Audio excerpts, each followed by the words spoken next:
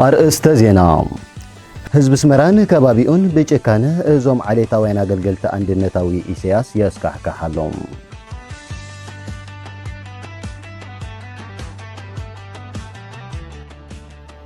ደቂ አንስትዮ ሀገርና በአስላም የዕመጻ ከም ዘለዋ ተሐቢሩ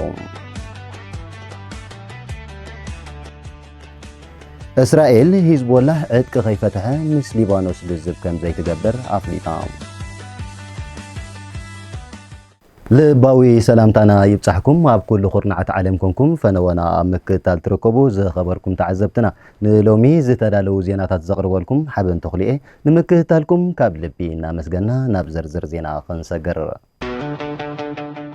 ህዝብ ስመራን ከባቢኡን ብሰንኪ ጭካነ እዞም ዓሌታውያን ኣገልገልቲ ኢሳያስ ኣስካሕኪሑ ይርከብ ህዝቢ ከባቢ ኣስመራ በዞም ኣብ ሃገራዊ ድሕነት ዝሰርሑ ካብ ኣኮሎ ጉዛይ ዝመጹ ዓሌታውያን ኣገልገልቲ ኢሳያስ ብዝገብሮ ጭካነ ክፍኣትን ተንኮልን ኣስካሕኪሑ ዓቕሉ ጸቢቦ ይርከብ ካብ ኣብርሃ ካሳ ጀሚርካ ኣብ ጸጥታን ስለያን ዝሰርሑ ዘለዉ ዓሌታውያን ናይ አንድነታዊ ኢሳያስ ልኡኻት ኮይኖም ናይ እዝኒ ኮይኖም እናሓሰቡ ኣብ መደበራት ፖሊስ መርመርቲ ኮይኖም ብጭካነ ህዝብና እናሰቀዩ ብግቦን ወዲ ግቦን ፍትሕን ርትዕን ኣስኢኖሙና ኣለዉ ክብል ህዝብና የማርር ከም ዘሎ ምንጭታትና ይሕብሩ ህዝቢ ኣስመራን ከባቢኡን በቲ ተግባራቶም ኣስካሕኪሑ ኣብ ዓንቆሩ በጽሕዎ ይርከብ እዚኦም ካበዮም መጽዮምና እንተ ዓይነት ሰባት እዮም ከመይ ዝበለ ጭካነ ይዘለዎም ሰባት እዮም ክሳብ ዝብል ገይሮሞ ከም ዘለዉ እውን ወሲኾም ይጠቕሱ እዞም ኣብ ጸጥታን ስለያን ተዋፊሮም ዘለዉ ዓሌታውያን እንትርፎ ጭካነ ስርቂ ሕስድና ግቦ ምቕባልን ኣዋልድና ምዕማጽን ቅንጣብ ጭውነትን ቅንዕናን ከም ዘይብሎም ይፍለጥ ካብ ኣጻድፍ ኣኮሎ ጉዛይ መጽዮም ምስቲ ኣብ ዘይመሬቶምን ዘይውክልዎን ህዝቢ ሓማሲናይ መጽዮም ከሳቂዎ ምንባር ክኸልእዎን ይውዕልለዉ ወዲ ካሳ ኣብ ዙርኡ ዘለዉ ዓሌታውያንን ሕልፍ ሓሊፎም ምስቶም ኣብ ደገ ዘለዉ ደቂ ዓዶም ብዛዕባ ሰራዊትናን ኣዘስቲ ሰራዊትናን ምስጢር ኣሕሊፎም ብምሃብ ኣብ ልዕሊ ሰራዊትና ሰፊሕ ናይ ጸለመ ዘመተታት ክዝርግሑ ከም ዝጸንሑውን ዝዝከር እዩ ንሳቶም ቀተልትን ቀጥቀጥትን መጥፋእትን ክንእሶም እቲ ገመን ናብ ሰራዊትና የልግብሉ ከም ዝነበሩ ናይ ቀረባ ተዘክሮ እዩ አንድነታዊ ኢሳያስ ንነብሱ ከም ወዲ ዓዲ ስለዘይርያ ነቲ ዓመታት ሰንኪሉን ተሰዊኡን ናጽነት ዘምጽእ ሓማሲናይ ገዲፉ እቲ ወሳኒ ፖለቲካዊ ስልጣን ካብ ትግራይን ኣኮሎ ጉዛይን ብዝመጹ ዓሌታውያን ጨው እግሮም ሸይሙሉ ከም ዘሎ ዝፍለጥ እዩ ኣብቲ ፖለቲካዊ ስልጣን ተቐሚጦም ዘለዉ ድማ ሓላፊ ቤት ጽሕፈት ፕሬዝደንት የማነ ገብረ መስቀል ካብ ዓጋመ ትግራይ ሓላፊ ክፍለ ጉዳያት ወጻኢ የማነ ማንኪ ካብ ኣኽሱም ትግራይ ሓላፊ ክፍሊ ስነዳ ዘምህረት ዮሐንስ ካቶሊክ ኮይኑ ዓዱ ድማ ሰገኔት እዩ ከምኡውን ሓላፊ ክፍሊ ስለያ ኣብርሃ ካሳ ካብ ዓጋመ ትግራይ ሓላፊ ቁጠባ ሓጎስ ገብሪ ህይወት ካብ ተንቤን ትግራይ እዮም ናጽነት ንምምጻእ ዝሰንከለን ዝተሰወአን ልዕሊ 95 ካብ ሚእቲ ሓማሲናይ እናሃለወ ኣብ ወሳኒ ስልጣን ግን ውክልና የብሉን ስልጣን ክሕዝውን ዝድለ ኣይኮነን ሰሪሑ ንአንድነታዊ ኢሳያስ ገንዘብ ከዋጽእ ኣብ ሓይልታት ወታደር ኮይኑ ክስዋዕን ክስንክልን ጥራይ ተፈሪድዎ ከም ዝጸንሐ ሕጂ ንኹሉ ብሩህ ኮይኑሎም ሕጂ ግን ብጎስጓስ ሃገራዊ ምንቅስቓስ ኣጋዝያን ኣብ ከባቢ ኣስመራ ብዙሓት መራሕቲ ስለ ዝተፈጠሩ ዕብርዞም ካብ ትግራይን ኣኮሎ ጉዛይን ዝመጹ ዓሌታውያን መራሕቲ ዘብቅዓሉ ጊዜ በጺሕሎም ህዝቢ ሃገራዊ ልክዕ ከምቲ ንሃገሩ ዘበርክቶ ኣመሪሕነት እውን ዝግብኦ ውክልና ክረክብ እዩ ደቂ አንስትዮ ሃገርና በአስላም የዕመጻ ከም ዘለዋ ተሓቢሩ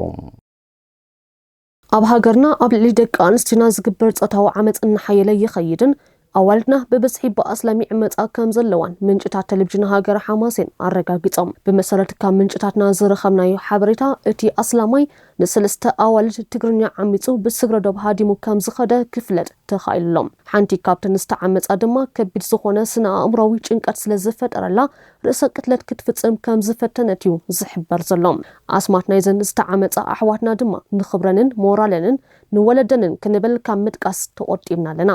በሰንኪ አንድነታዊ ኢሳያስ ደቂ አንስትዮና ብኣስላም ቀቢላታት ዝዕመጻ ዝሓሰራን ውሕስነት ዘይብለንን ኮይነን ይርከባ እቶም ኣስላም ካብቲ ብቐጥታዊ ዝፍጸም ጾታዊ ዓመጽ ብተወሳኺ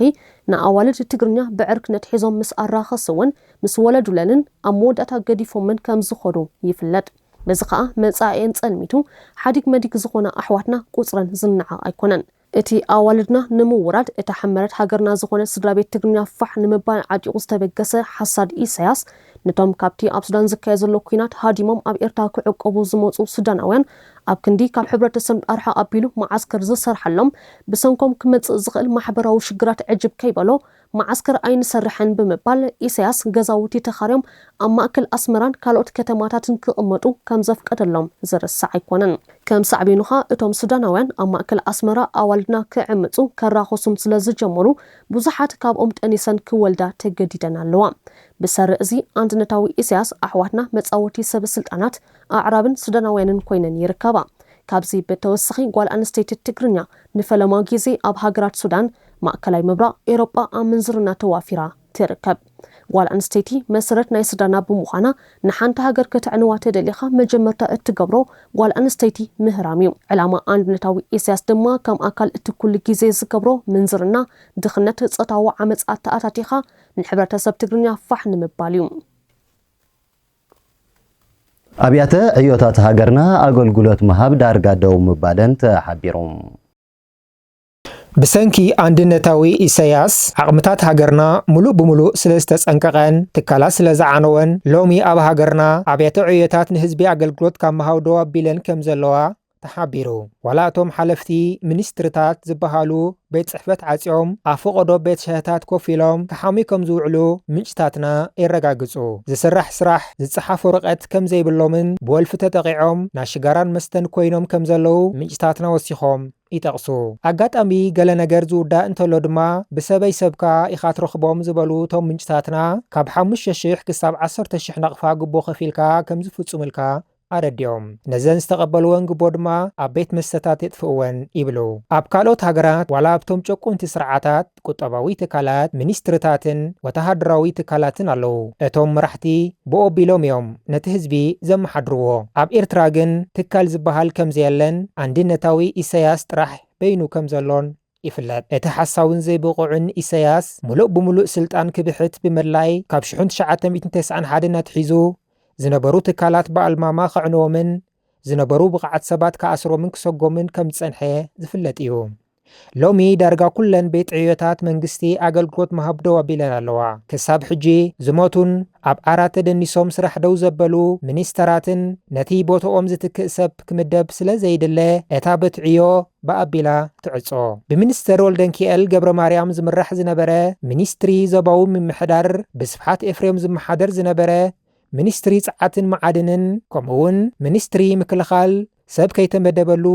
ብኦቢሉ ሓቂቆሎ ዕላማ አንድነታዊ ኢሳያስ ንሃገርና ዝነበረኣ ትካላት ኣዕኒኻ ኣብ መወዳእታ ድማ ናብ ኢትዮጵያ ምሕዋስ እዩ ኣብ ኢትዮጵያ ካብን ናብን ኣዲስ ኣበባ ዝግበር ጉዕዞታት ብሰንኪ ዕጡቓት ኣጸጋሚ እናኾነ ይርከብ ኣብ ኢትዮጵያ ካብ ደሴ ናብ ኣዲስ ኣበባ ዝጓዓዙ ተሳፈርትን መራሕቲ መኻይንን ነቶም ኣብቲ ከባቢ ዝንቀሳቐሱ ዕጡቓት ጉጅለታት ናይ መጭወይትን ማህረምትን ከምኡውን ዝምታ ንብረት የጋጥሞም ከም ዘሎ ተሓቢሩ ኣብቲ መስመር ዝንቀሳቐሱ ዕጡቓት ኣብ ልዕሊ ተጓዓዝትን መራሕቲ መኻይንን መጥቃዕቲ ይፍጽሙ ከም ዘለዉ ጋዜጠኛ ሬድዮ ጀርመን ጸብጺቡ እቶም ዕጡቓት ንሓደ ውልቀ ሰብ ንምፍታሕ ክሳብ 100,000 ብር ይሓቱ ከም ዘለውን እዩ ዝሕበር ብተወሳኺ ቅድሚ ሒደት መዓልታት ሓደ ተወላዲ እቲ ከባቢ ዝኾነ ኣባል ባይቶ ወከልቲ ህዝቢ ተጨዊ ከም ዝነበረ ተፈሊጡሎም ሓላፊ ሰላምን ጸጥታን ማሕበረሰብ ኦሮሞ ኣብ ክልል ኣምሓራ ኣቶ ኣወል እድሪስ ኣብ ልዕሊ ተጓዓዝቲ ናይ መጭወይትን ዝምታን ሓደጋ ይጋጥም ከም ዘሎ ብምሕባር ብፍላይ ካብ ከተማ ሸዋሮቢት ጀሚሩ ክሳብ ሰሜን ሸዋ ኣብ ዘሎ መስመር ኣዲስ ኣበባ ኣብ ልዕሊ ተጓዓዝቲ ተደጋጋሚ ከቢድ ጸገማት ይርአ ከም ዘሎ ኣነጺሩ ኣብ ክልል ኣምሓራ ትርከብ ከተማ ሸዋሮቢት ኣብ ትሕቲ ቁጽጽር ኦነግ ሸኔ ዝተባሃለ ናይ ኦሮሞ ዕጡቕ ጉጅለ ኣትያ ነይራ ካብዚ በተወሰኺ ኣብ ዝሓለፉ 3 ዓመታት ኣብ መንጎ ሓይልታት መንግስትን ፋኖ ናይ ኣምሓራ ዕጡቕን ውግእ ዝተኻየደሉ ከባቢ ምዃኑ ይፍለጥ ምምሕዳር ማሕበረሰብ ኦሮምያን ዞባ ሰሜን ሸዋን ነቲ ገበን ንምክልኻል ጻዕርታት እኳ እንተገበሩ እቲ ጸገም ክሳብ ሎሚ ክፍታሕ ኣይተኻለን ኣብቲ ካብ ኣዲስ ኣበባ ናብ ደሴ ዝወስድ ናይ 400 ኪሎ ሜትር መስመር ብፍላይ ኣብ መንጎ ምምሕዳር ማሕበረሰብ ኦሮሞን ዞባ ሰሜን ሸዋን ዘሎ ተደጋጋሚ ናይ ጸጥታ ጸገም ካብ ዝጅምር ዓመታት ኣቑፂሩሎም እቲ ኣብ ኢትዮጵያ ብዕጡቃት ዝፍጸም መጭወይትን ማህረምትን ካብ ኣዲስ አበባ ናብ መላእ እታ ሃገር ኣብ ዝግበሩ ናይ ካብን ናብን ጉዕዞታት ብተደጋጋሚ ዘጋጥም ዘሎ ገበን እዩ። ንኣብነት ካብ ጎጃም ናብ ኣዲስ አበባ ዝጓዓዙ ተሳፈርቲ ካብ ኣዲስ አበባ ብሓፂር ርሕቀት ኣብ እትርከብ ከተማ ጎህ ጽዮን ብዕጡቃት ኦነግ ሸኔ ዝፍጸም ቅትለትን መጭወይትን ማህረምትን ተደጋጋሚ ዘጋጥም ዘሎ እዩ። ብሓፈሻ ኣብታ ሃገር ካብ 2023 ክሳብ 2024 ኣብ ዘሎ ግዜ ልዕሊ 3000 ንጹሃን ተጓዓዝቲ ተቐንፂሎም እዮም። ብተወሳኺ ብ2019 ዝተጨወዩ 17 ተምሃሮ ዩኒቨርሲቲ ደምቢዶሎ ክሳብ ሕጂ ናይ መብዛሕትኦም ድሃይ ኣይተረኽበን። ኮሚሽን ሰብኣዊ መሰላት ኢትዮጵያ እውን ኣብታ ሃገር ብዕጡቃት ጉጅለታትን ብሓይልታት ጸጥታ መንግስትን ተደጋጋሚ ጨፍጫፍን መጭወይትን ከም ዝተፈጸመ ኣረጋጊጽሎም። ኢትዮጵያ ብዙሓት ቀቢላታት እንዳታትን ዘለዋ ኮይና ኣጸጋሚ ገጸ መሬት ዝተፈላለየ ክሊማን ብኣጻድፍ ዝተኸበበት ገጸ ምድሪ ዘለዋ ሃገር እያ። ኣብታ ሃገር ትግራይ፣ ኣምሓራ፣ ኦሮሞ፣ ጉራጌ፣ ሲዳማ፣ ወላይታ፣ ዓፋር፣ ሶማል፣ ጉሙዝ ወዘተ ዝተባሃሉ ዝተበታተኑ ነንባዕሎም ዝዋጉ ኣህዛብ ይነብሩ። እዚኦም ብባህሊ፣ ብታሪኽ፣ ብእምነት፣ ብቋንቋን ብስነ ልቦናን ዝተፈላለየ ድሕረ ባይታ ዘለዎም እዮም። ብተወሳኺ መብዛሕትኦም ናይ ኣምሓራን ናይ ትግራይ መሬት ኣጻድፍን ዓበይቲ ጎቦታትን ዝበዝሑ እዩ። ኣብ ዓፋር ብርቱዕ ሙቐት ዘለዎ በረኻታት እሳተ ጎመራ ይርከብ። ካልእ ንጃልባ ዘንቀሳቐሱ ወይ ንመጓዓዝያ ዝኾኑ ዓበይቲ ሩባታት የብላን። ብሓፈሻ ሰፊሕ ተሓረስቲ ጎላጉል የብላን። ከምኡውን ናይ ታሪኽ፣ ናይ ሃይማኖት፣ ናይ ባህልን ሓድነት የብላን። ኢትዮጵያ ብናይ ወጻኢ ሓይልታት ከም ወኪል ኮይና ከተገልግል ዝተፈጠረት ናይ ሓሶት ሃገር እያ። ኢትዮጵያ ኣብ እዋን ሃፀይ ሃይለ ስላሴ ብሓገዝ ኣሜሪካ ኣብ ግዜ ደርግ ድማ ብሓገዝ ሶቪየት ሕብረት ትመሓደር ነይራ። ኣብ እዋን ኢህወደግ እውን እንተኾነ ብልቓሕ ቻይና ክትናበር ዝጸንሐት እያ። ሎሚ እውን ብተመሳሳሊ ካብ ሕቡራት ኤሚሬት ዓረብ ሓገዝ እኳ እንተረኸበት ብከቢድ ዕዳ ትሳቀ ዘላ ሃገር እያ። እቲ ሃገር ናብ ወጻኢ ስደት ትገብሮ ምህርትታት ኣዝዩ ውሕድ ብምዃኑ ብቐጻሊ ሕፅረት ናይ ወጻኢ ሸርፊ የጋጥማሎ። ብተወሳኺ ኣብቲ ሃገር ብዘሎ ከቢድ ሽቕለት ኣልቦነት ዝሳቀዩ መንእሰያት እናዛየደ ይርከብ። በዚ ምክንያት እዚ ኢትዮጵያ ድኽነት ዝሰፈና ዘይርግእትን ኩሉ ግዜ ተመጽዋቲትን ሃገር እያ። ብዘይ ናይ ወጻኢ ሓገዝ ክትቅጽል ከም ዘይትኽእል ድማ ጉሁድ ሓቂ እዩ። ሎሚ ኣብ ኢትዮጵያ ከም ኦነግ ናይ ኦሮሞ ዕጡቕ፣ ፋኖ ናይ ኣምሓራ ሓይሊ፣ ዕጡቃት ቤኒሻንጉል፣ ሕወሓት ዝበሉ ናይ ገዛ ርእሶም ፖለቲካዊ ረብሓታት ዘለዎም ዕጡቃት ይንቀሳቐሱላ። መንግስቲ ኢትዮጵያ ብዝብል ዝፅዋዕ ናይ ብልጽግና ኦሮሞ ድማ ነዚ ኩነታት ንምርግጋእ ነቲ ዓሚቕ ድኽነት ንምቕናስ ዓቕሚ የብሉን። ስለዚ ኢትዮጵያ ፋሕፋሕ ኢላ ሓንሳብን ሓዋሩን ክትበታተን ምዃና ኣብ ዘየጠራጥር ደረጃ በፂሓ ትርከብ። ኣሜሪካ ኣብ ልዕሊ ኢራን ከቢድ ወተሃደራዊ መጥቃዕቲ ክትፍጽም ከም ትኽእል ኣፍሊጣ። ኢራን ነቲ ኣገዳሲ ኣህጉራዊ መተሓላለፊ ነዳዲ ዝኾነ መጻብ ብሆርሙዝ ብምዕጻዋ ዋጋ ነዳዲ ንኽንህር ኣህጉራዊ ቅልውላው ቁጠባ ከስዕብን ምኽንያት ድሕሪ ምዃና ነቲ ተፈጢሩ ዘሎ ወጥሪ ንምሕዳእ ነዳዲ ብሰላም ንኽሓልፍን ፕሬዚደንት ትራምፕ ወተሃደራዊ መጥቃዕትታት ሓይሉ ክቕጽል ተገዲዱሎ። ኣሜሪካ ኣብ ልዕሊ ኢራን ሓያል መጥቃዕትታት ትፍጽም ከም ዘላን እቲ ዝተሓሰበ ዕላማ ክሳብ ዝዕወት ድማ እቲ መጥቃዕቲ ክቕጽል ምዃኑ ተሓቢሩ። በአንጻሩ ሓድሽ መራሒ ኢራን ሞጅተባ ካሚኔይ ብሓሙስ 12 መጋቢት 2026 ኣብ ዘመሓላለፎ መልእኽቲ ነቲ ኣገዳሲ መተሓላለፊ ነዳዲ ዝኾነ መጻብ ብሆርሙዝ ጸቕጢ ንምፍጣር ከዓጽዎ ምዃኑ ኣፍሊጡ። ሞጅተባ ካሚኔይ ወሲኹ ነቲ ብሰንኪ መጥቃዕቲ ኣሜሪካን እስራኤልን ዝፈሰሰ ደም ሰማዕታት ሕነ ክፈድዩ ምዃኖም እውን ኣጠንቂቑ። እቲ መልእኽቲ ብመራሒ ኢራን ብቐጥታ ዘይኮነስ ብኣንባቢ ዜና ቴሌቪዥን እቲ ሃገር ብምንባቡ ብዛዕባ ኩነታት ጥዕንኡ ዓብዪ ጥርጣረ ፈጢሩሎም። ሚኒስተር ምክልኻል ኣሜሪካ ዝኾነ ፒት ሄግሰት እቲ ሓድሽ መራሒ ኢራን ከቢድ መውጋእቲ ከም ዝበፅሖን ገጹ ከም ዝተባላሸወን ኣብ ዝሃቦ መግለፂ ሓቢሩ። ፕሬዚደንት ትራምፕ ብዛዕባ ጸቕጢ እቲ መተሓላለፊ ባሕሪ ተሓቲቱ ኣብ ዝሃቦ መብርሂ ኣሜሪካ ንመጓዓዝያ ነዳዲ ናይ ምክልኻል ዕማም ኣድላይ እንተኮይኑ ሽፋን ክትብ ምዃና ብምግላጽ ይኹን እምበር ኩሉ ነገር ሰላም ክኸውን ተስፋ ንገብር ክብል ወሲኹ ሓቢሩ። ፕሬዚደንት ትራምፕ ኣሜሪካ ንዝኾነ ይኹን ዝተናውሐ ኩናት እኹል ዓቕሚ ከም ዘለዋ ብምትእማን ኣሜሪካ እኹልን ትሩፍን ደረት ኣልቦ ተተኳሲ ስለ ዘለና ክንጥቀመሉ ንነዊሕ ግዜን ክንቅጽል ንኽእል ኢና ክብል ሓቢሩ። እቲ ኣብ ልዕሊ ኢራን ዝካየድ ዘሎ ወታደራዊ ስርሒት ብሰንኪ ሕፅረት ኣጽዋር ከም ዘይቋረጽ ድማ ኣረጋጊጹ። ምዕጻው እቲ መተሓላለፊ መስመር ኣብ ዋጋ ነዳዲ ዓብ ወሰኺ ኣምፂኡ ከም ዘሎ ይፍለጥ። ከም ሳዕቤኑ ከዓ ኣብ ከም ሃገርና ኤርትራ ዝኣመሰላ ሃገራት ኣብ መነባብሮ ከቢድ ሃስያ ኣኸቲሉ ይርከብ። ሃገራት ኤውሮፓ ቅልውላው ሕፅረት ነዳዲ ንምፍታሕ ዝተፈላለየ ኣማራጭታት ይደልያ ከም ዘለዋ ተሓቢሩ። ኢራን ንመስመር ሆርሙዝ ብምዕፃዋ ስዒቡ ኣጋጢሙን ዘሎ ሕፅረት ነዳዲ ንምፍታሕ ፈረንሳ ትርከበን ሰለስተ ሃገራት ኤውሮጳ ኢራን ናይ ነዳዲ መራኽብ ብመስመር ሆርሙዝ ክትከፍተለን ዝርርብ ጀሚረን። ኢራን ኣብ ልዕሊ ኣሜሪካ ጸቕጢ ብምፍጣር ኩናት ደው እንተበለት ኢላ በቲ መስመር መራኽብ ከይሓልፋ ከም ዘይተፍቅድ ኣፍሊጣ ነይራ እያ። ሕጂ ከዓ ሓድሽ መራሒኣ እዚ መስመር ምዕፃው ክቐጽል እዩ ድሕሪ ምባሉ ዋጋ ሓደ በርሚል ነዳዲ ልዕሊ $100 ተፈጥሮዊ ጋዝ ከዓ ብ75 ሚእታዊት ክብክብል ገይርዎ ኣሎ። እዚ ከዓ ሃገራት ኤውሮጳ ኣብ ናይ ንግድን ናብራን ዜጋታተን ከቢድ ቁጠባዊ ጸገም ፈጢሩ። ንዓመት ዝተመደበ ሃገራዊ በጀተን ገና ኣብ 3 ወርሑ ይውዳእ ከም ዘሎ ይሕበር።